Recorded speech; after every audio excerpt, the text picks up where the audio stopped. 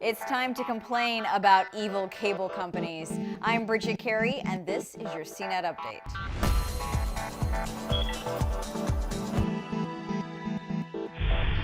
Comcast and Time Warner Cable, America's two largest cable companies, agreed to merge, forming the ultimate mega evil cable company. Okay, I'm just joking, but people sure do hate their cable companies because after the news broke, Twitter was filled with people making fun of how horrible life will be for customers under the merger. Some cry out how it'll raise internet and television costs for consumers, and it'll make it harder for rivals to come in and challenge the cable behemoth.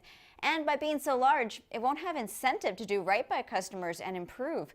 But these two cable giants, of course, argue the opposite, that this marriage would be good for consumers by saving money, and it'll improve the tech offerings to better compete against new players like Google Fiber. Bottom line is that it's not approved yet, nothing is changing for a while, and you'll still feel grumpy about the quality of your customer service. In other giant tech company news, Verizon Wireless changed up its data plans to be more competitive. There's a new More Everything plan that promises more data, 25 gigs of cloud storage, and unlimited international messaging. And for those that are paying for their phone in full to upgrade early with the Edge monthly installment plan, you'll finally get a break on your service bill, which is what the other carriers already offer. If you own an Xbox One, you may soon be able to control it with a new Xbox One remote.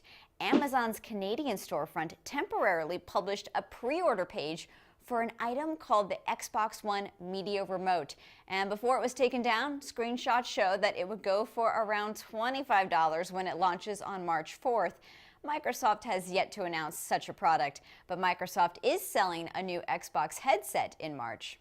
And that's not the only Microsoft leak. This image posted on Twitter shows Microsoft is trying to make it easier on app developers with something called Universal Store. It would let programmers create a single app that works for both Windows Phone and the Windows desktop. On Facebook, you have more ways now to identify your gender.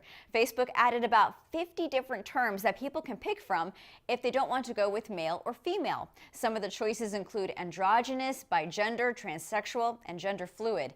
There's also the option of picking what pronoun you want people to go by, him, her, or them as a neutral choice. These new options will be available first for U.S. members. That's your tech news update, but you can find more details at cnet.com/update, and you can also stay updated by following along on Twitter. From our studios in New York, I'm Bridget Carey.